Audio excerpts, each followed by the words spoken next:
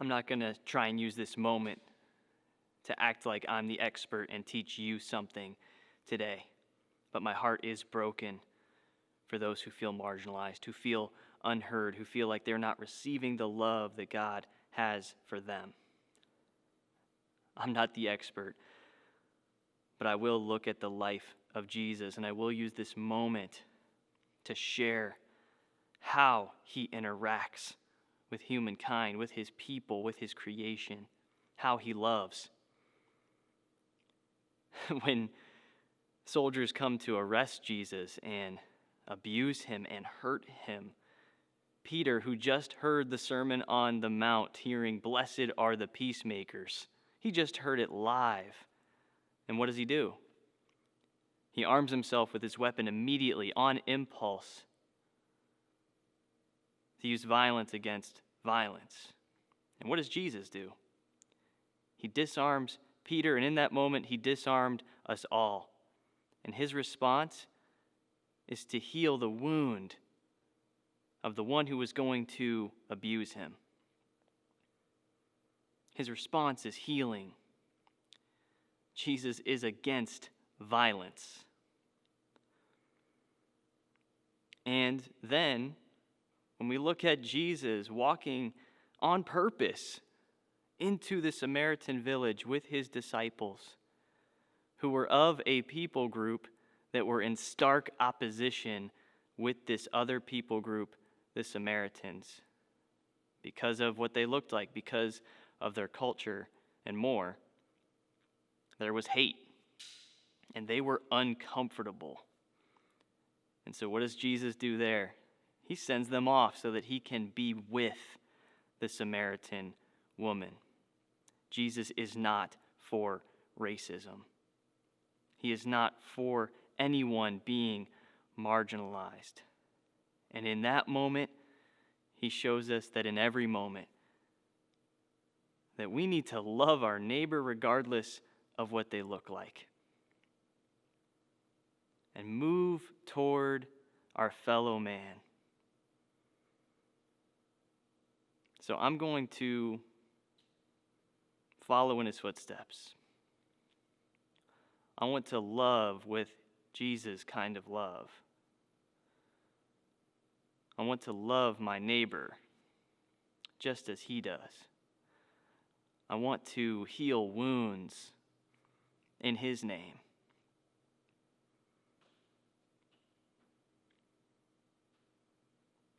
So I'm going to follow him today because he is the expert.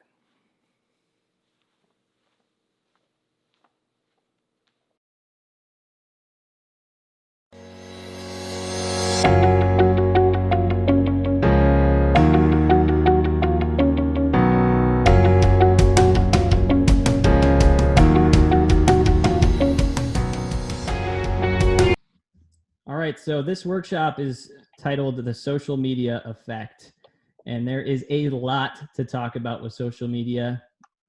There is a lot on social media right now, so this is a very timely workshop that happened to already be on our calendar before the events of this past week. So buckle up, get your notes.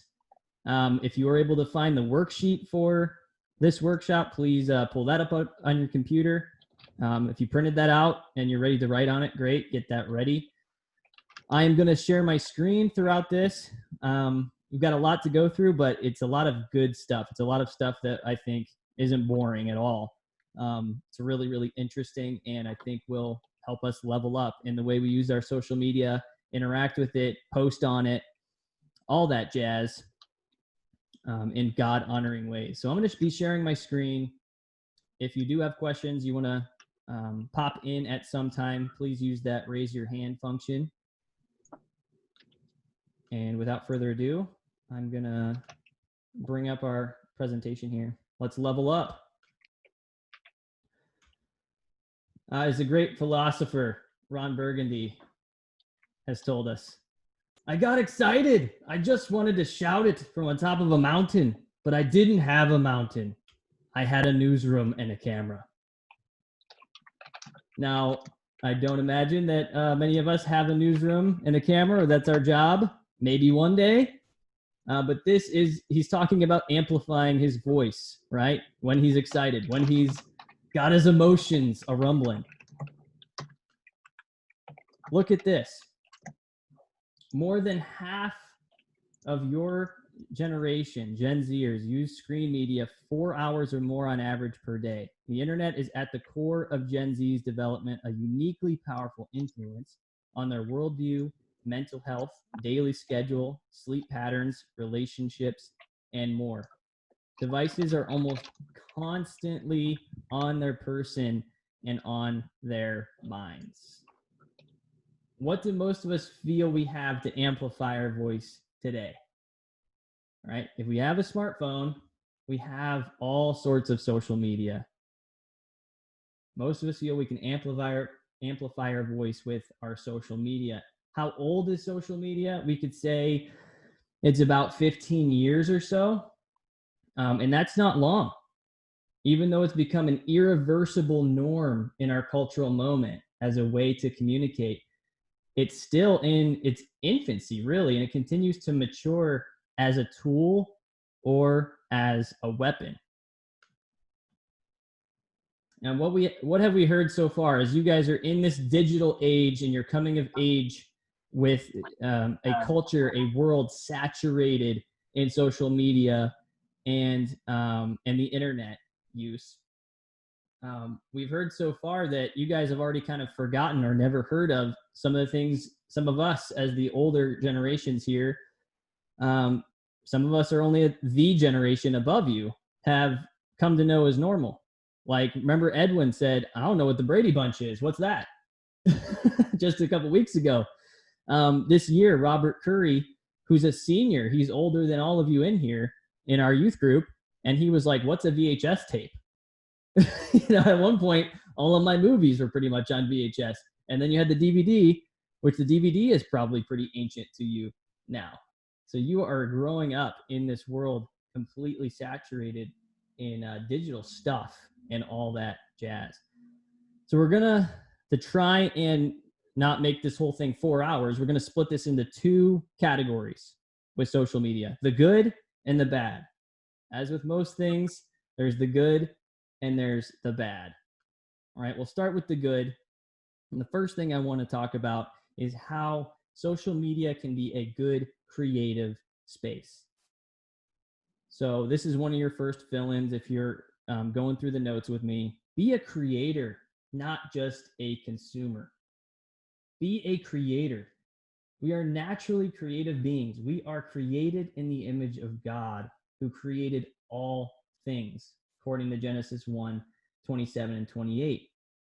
So God created man in his own image. He created him in the image of God. He created them male and female. God blessed them, and God said to them, be fruitful, multiply, fill the earth and subdue it. God said, I created you, and you are creative, so go create like me. When you post and you use and interact with social media, the number one thought has to be, how is this going to point to what God created in me? How is this going to point to God and how God created me, right? For instance, Twitter at one point was the vehicle that got me in touch with Cleveland Sports Talk. Love Cleveland sports. I think it's a gift that God has given me and a curse sometimes. However, we started a podcast, me and one of the guys from Cleveland Sports Talk. He became a friend of mine. He started to know about my faith in Jesus through that intersection that God allowed me to have with him as a co-host. And eventually, we're talking to Browns legend Ernest Biner on our podcast. We're talking to Browns should-be Hall of Famer Clay Matthews' daughter, Jennifer Matthews, who's the director of development for Prison Fellowship Ministries in Los Angeles. And so these intersections God started to give me just from being on Twitter. Again, there's good and there's bad to social media like Twitter. And this was a good experience for me to get creative and to start making relationships with people I would have never known that God orchestrated. Seeing social media as a canvas is wonderful, but seeing social media as a coping mechanism is not good, right? Seeing social media as a canvas for creating good, for multiplying the creativity that God has created in us, is a really cool opportunity, I think. So I'm not going to throw the baby out with the bathwater on social media just because there is bad inherently in it. It's flawed because it lives within this world just like you and I. But it can be used as a canvas, I would say. But when we use our phones to cope, because again, we talked about this a couple weeks ago, I believe, the notifications that you get from your phone, because there's so many social media apps and there's so many forms of communication, from texting to house party to whatever, insert the blank, you guys know what you use. The notifications are a craving because it's a reward. We like rewards. And so when we have this thing available to us all the time and we're not feeling so well, when we feel bad, when we don't feel good about ourselves, when our self-esteem is down, we're going to try and get that reward over and over and over and over because it's easy, right? And so it can be really bad in that way when we use it for coping. It would be like everybody in the world who has a smartphone walking around with a 40-ounce bottle of tequila, right? We would be like, that's insane. This should not be happening from our perspective, because alcoholism is pretty much generally like, that's not good for you, right? But we have phones, especially your generation, in every hand, walking around trying to get the reward, trying to get the same synapse feeling going off in our brain, the same dopamine release from this phone that's in our hands to cope. All right, that's enough about, I'm getting too far into the bad. Back to the good. Another good aspect of social media is it can be used for visual teaching. Another fill-in for this workshop. Jesus was a visual teacher, right? Jesus was a visual teacher. Before I go further with that, I can put this workshop recording on YouTube. I can put clips of it on Instagram, et cetera, et cetera. The way social media can be used for good has really been around, not just for 15 years, but for 2,000 years, over 2,000 years, because Jesus was a visual teacher, just like we can use social media for this practice. Look at all these. This is just a handful of the examples I could think of. The parable of the treasure in the field being like the kingdom of God in Matthew 13:44. Jesus talks about the farmer sowing seed when he's talking about the gospel sticking to people's hearts or not in Luke 8. The workers in the vineyard, that parable, Matthew 20. The lamp under the basket when he's saying, how foolish would it look for us to put a light under a basket? We all know what that would look like. We illuminate our rooms with the light. We make it so it is seen. This little light of mine, I'm going to let it shine. Right? The fig tree, Jesus curses the fig tree in Mark 11. It's not some, a parable there. He's walking up to a fig tree to show what he means to his disciples. Same with what he says in Luke 9 when he says, take up your cross daily. Where they were at in location when he was with his disciples at this time and talking to them, and he says, take up your cross and follow me. The Roman Empire is at large, and they are oppressing the Jewish people and others. And their way of executing people and showing their power was the cross. And so more than likely, Jesus is standing in front of a cross that is in that town that they are in. With it in the background, I could even see it. And he's saying, take up your cross. Being a visual teacher, right? He used the ways that he could amplify his message at that time. He knows the laws of physics greater than any of us because he created everything.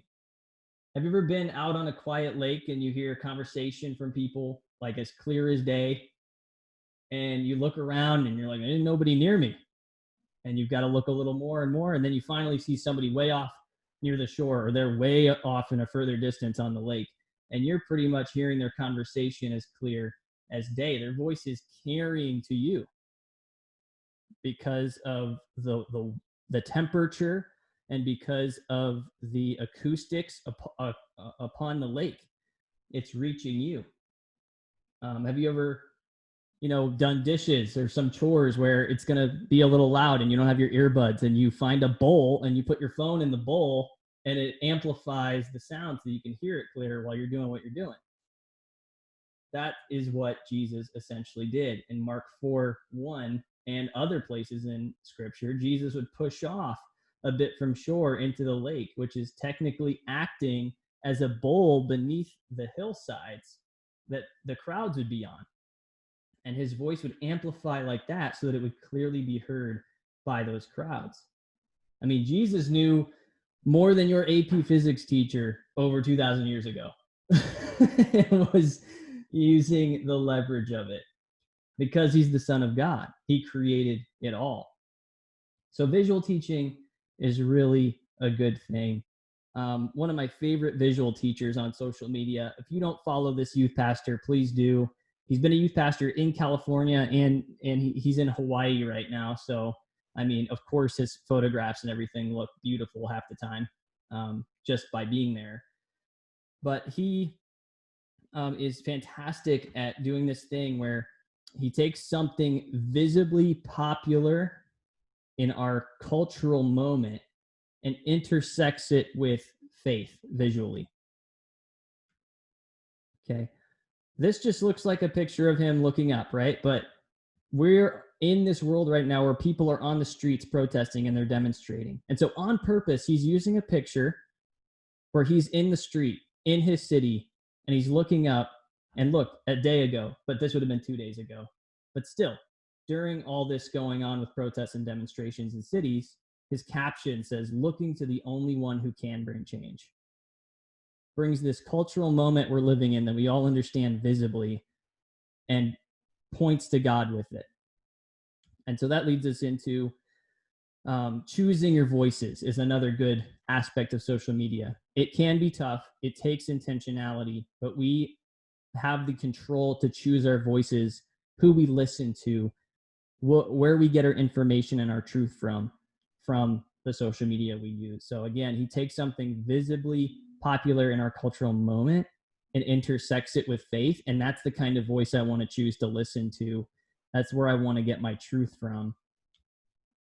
Even especially during all this, again, I want to listen to a voice like Russell Wilson, who didn't write a lot a few days ago, but he wrote, "Jesus, we need you," all caps, now.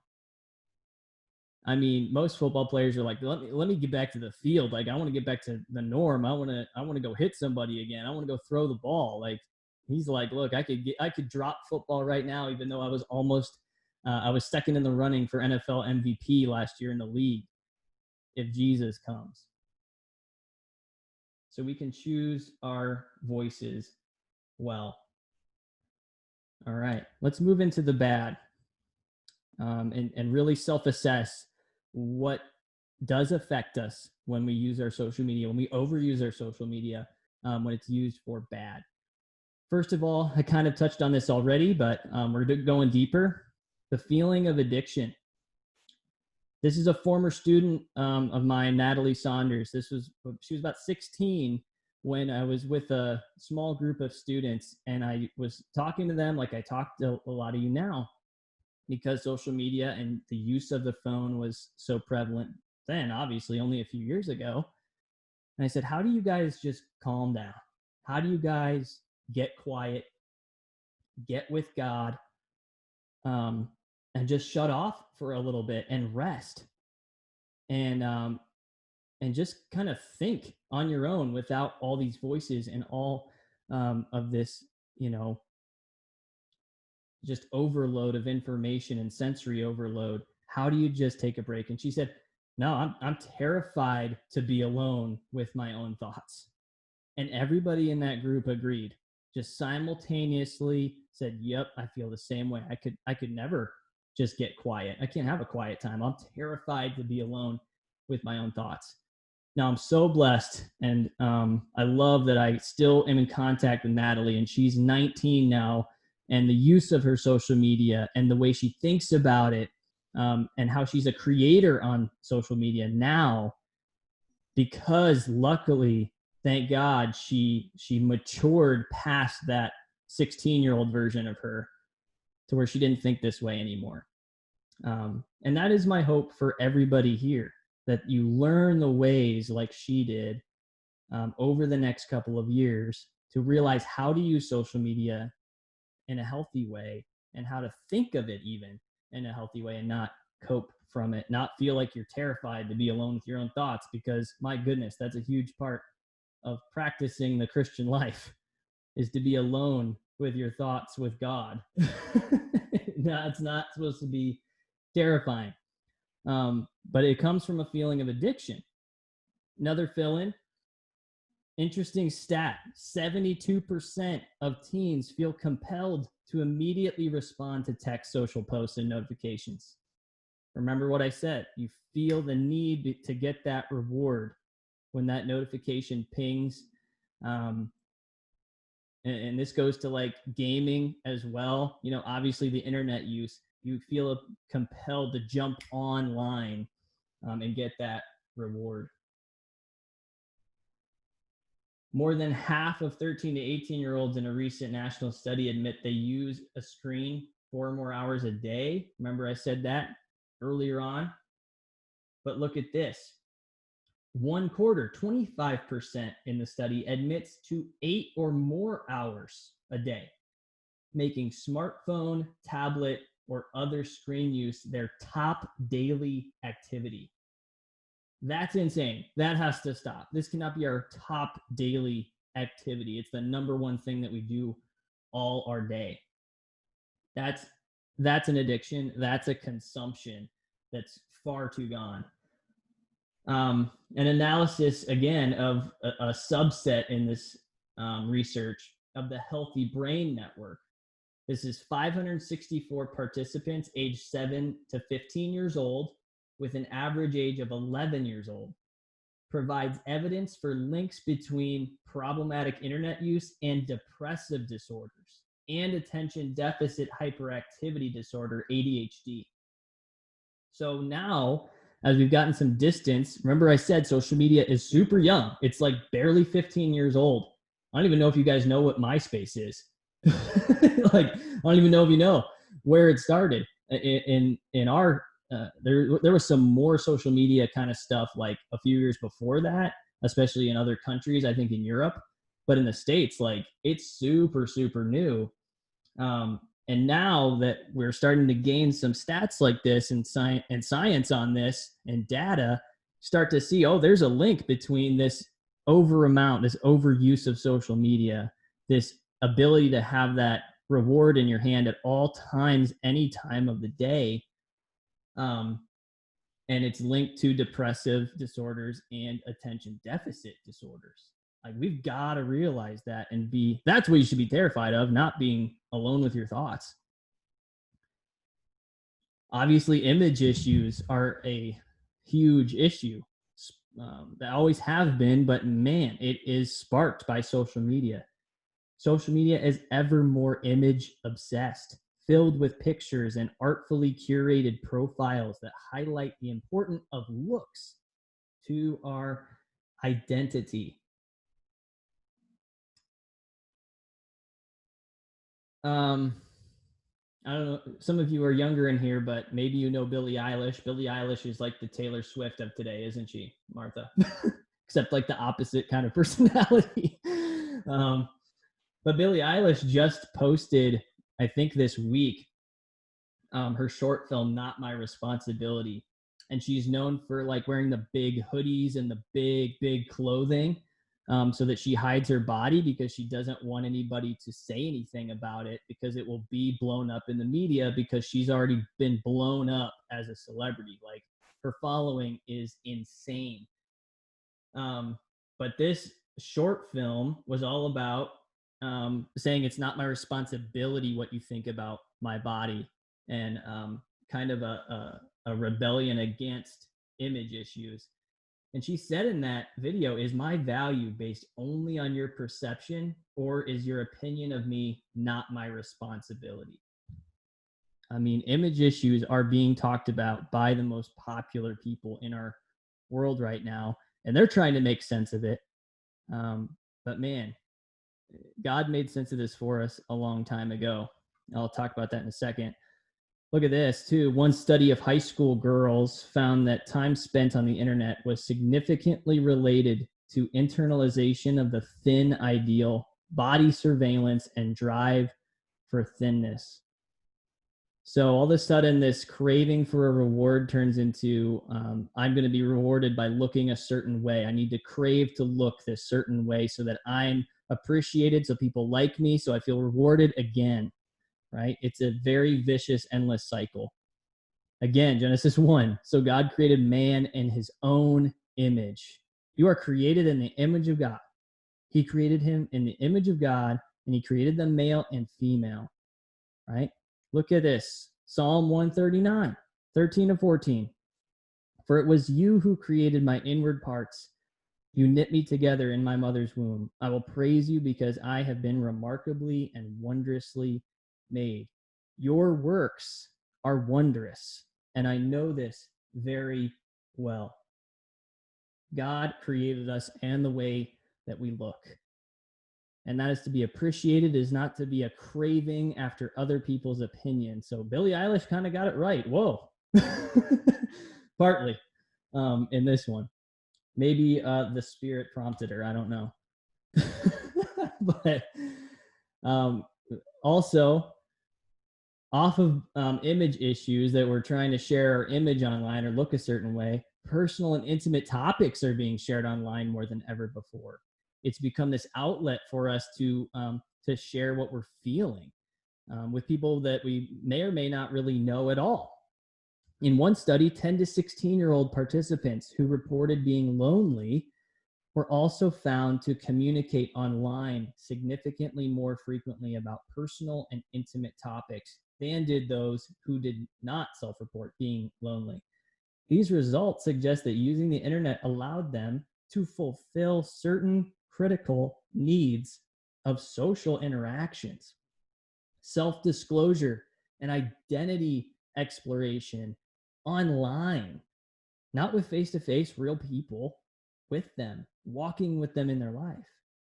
These are tasks they were not able to do or had difficulty doing face-to-face in their communities.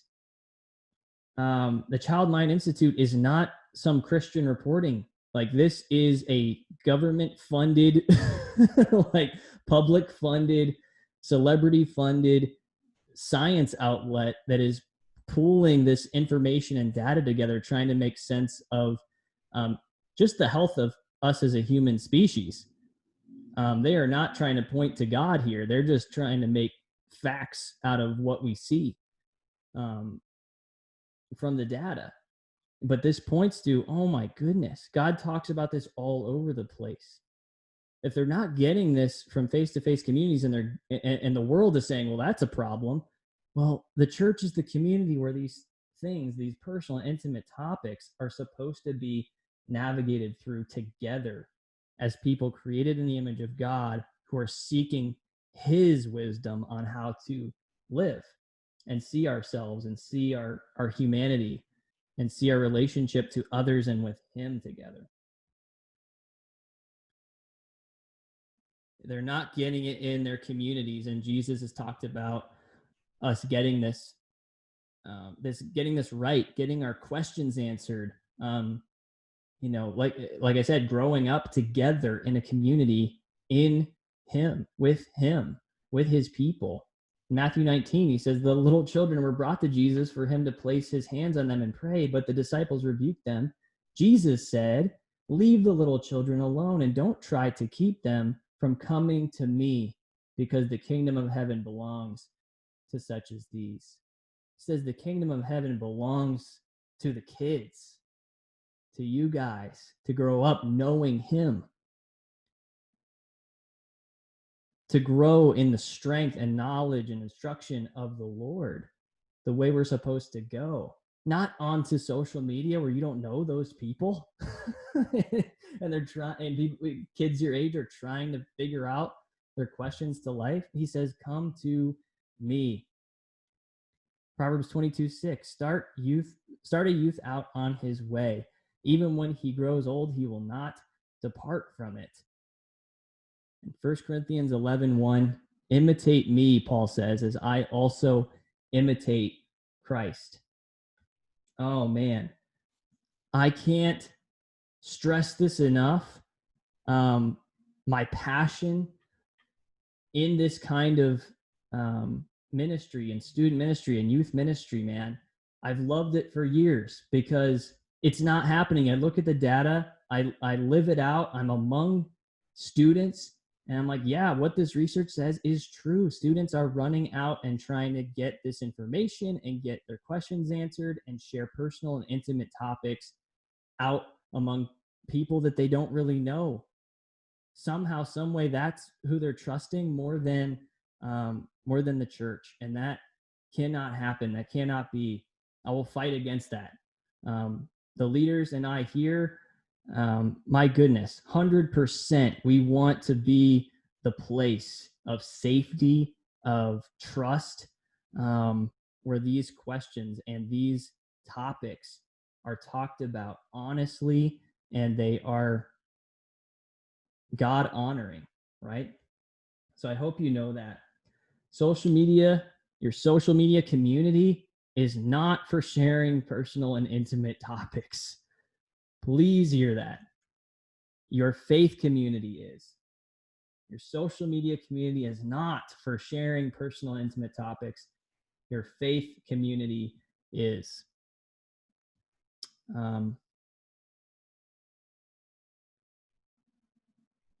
Somehow along the way, the vast majority of people I see online have discovered this wrong, false thing, where the quantity of people that you tell online about the things you're struggling with, especially mental health these past 2 years especially, is more powerful, is more helpful than the quality of people that you share these things with. And that is just not true.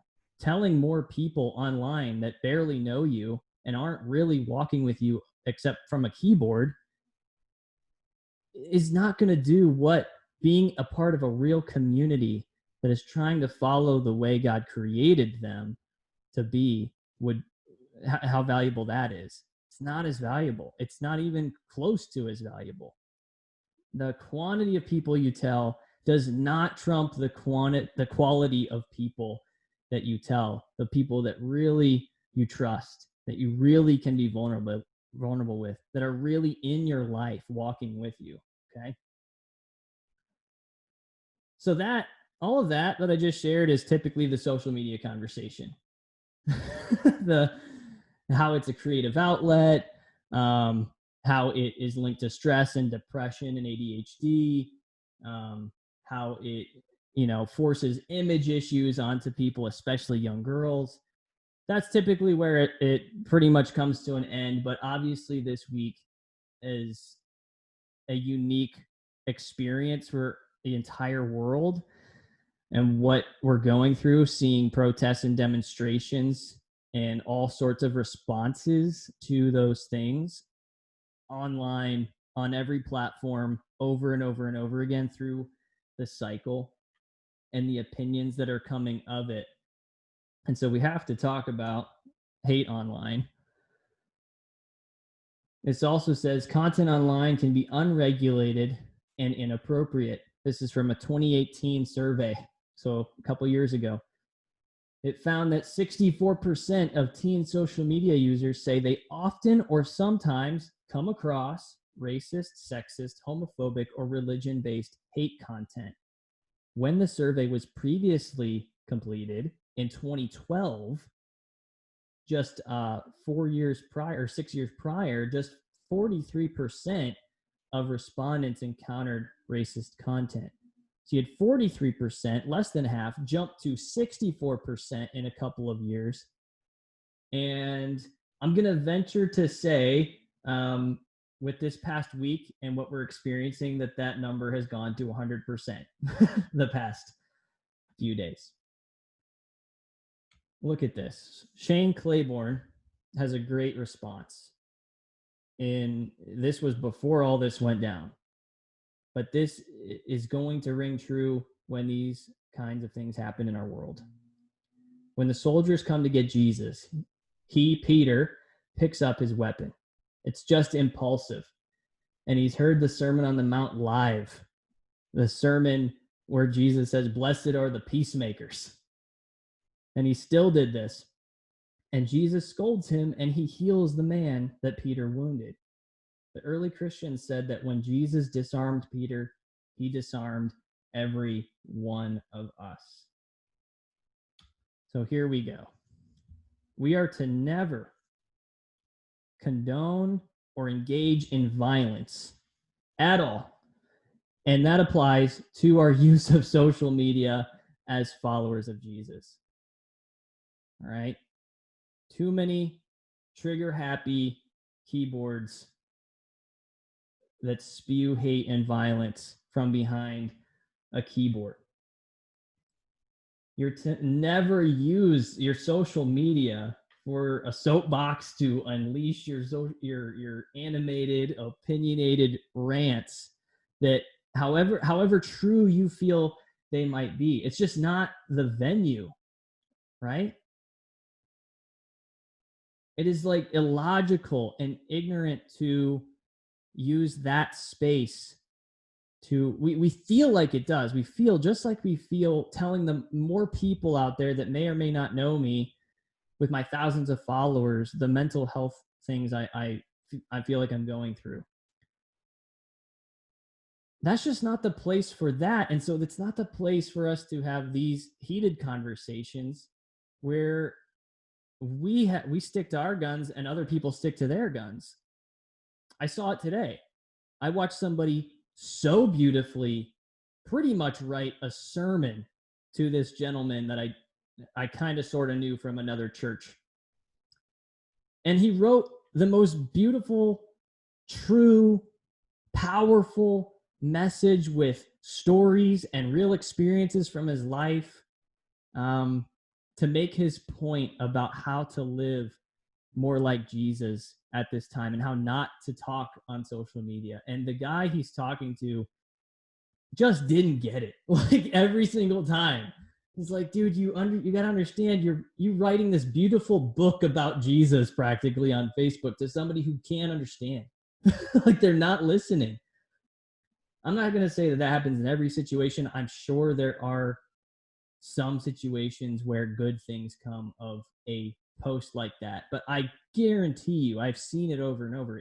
It's not the best way to go about trying to change minds, right? There's a reason that there are places where Jesus and Paul preached the kingdom of God, in the synagogues or among the crowd, right?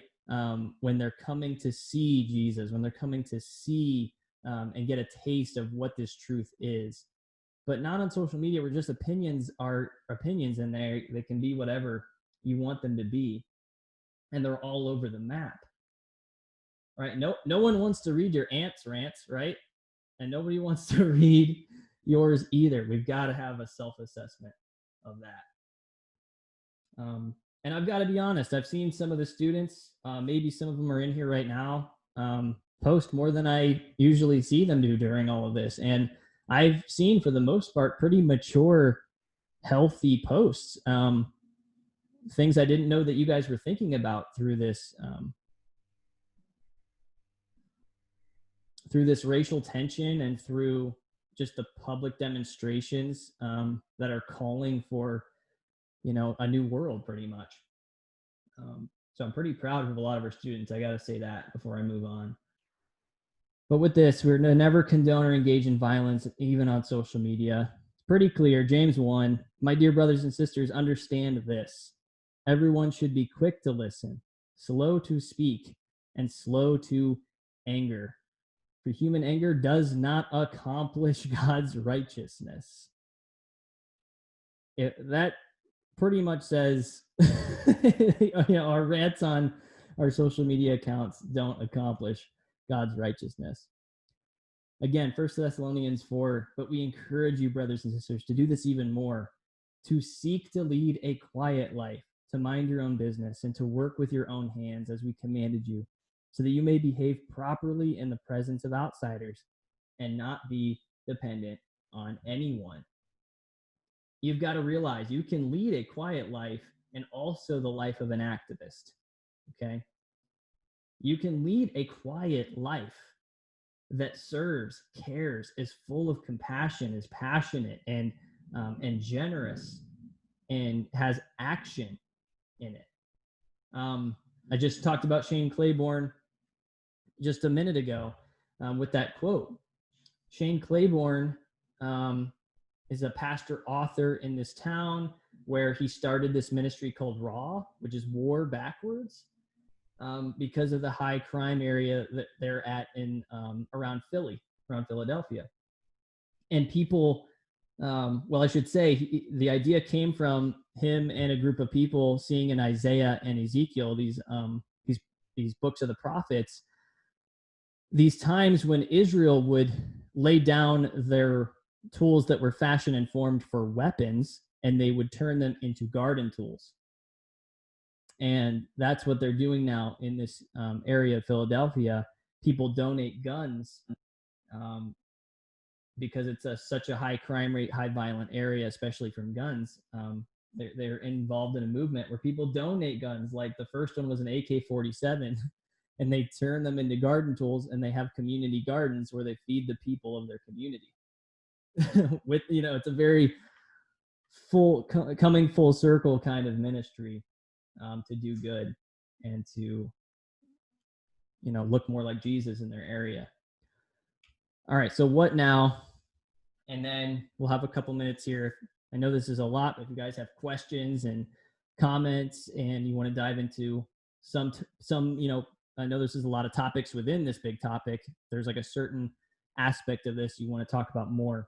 I'll definitely stick around and answer questions or have some commentary about it. But what now? Well, go represent God even online. Go represent God even online. I love what Donald Miller says all the time. You've heard me talk about him before. He says, hand the megaphone to the right people.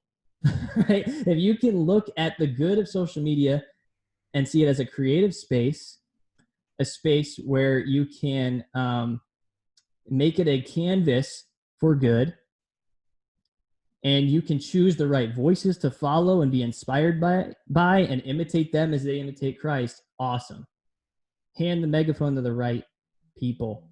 And I want that to be you guys as you follow the right voices. Represent God online with God's characteristics.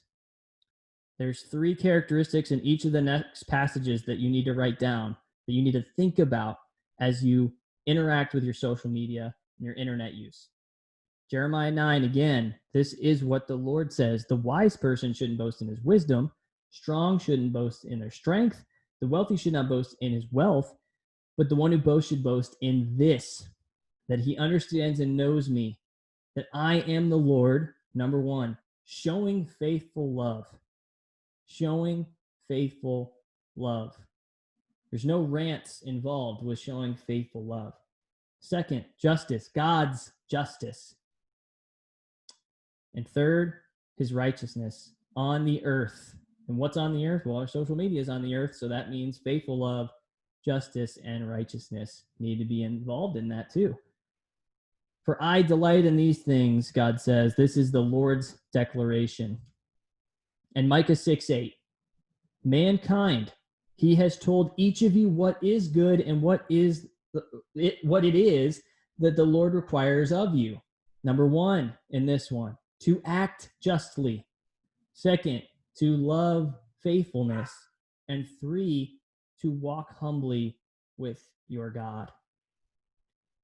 To tweet, to Twitch, to TikTok, to Facebook, to Instagram, to Snapchat, to YouTube, humbly with your God, right? Every time you pick up your phone to interact with social media, when you post, when you use social media, the number one thought has to be, how is this going to point to what God created in me and how he's calling me to use this stuff? All right. So that's how we're going to level up with social media.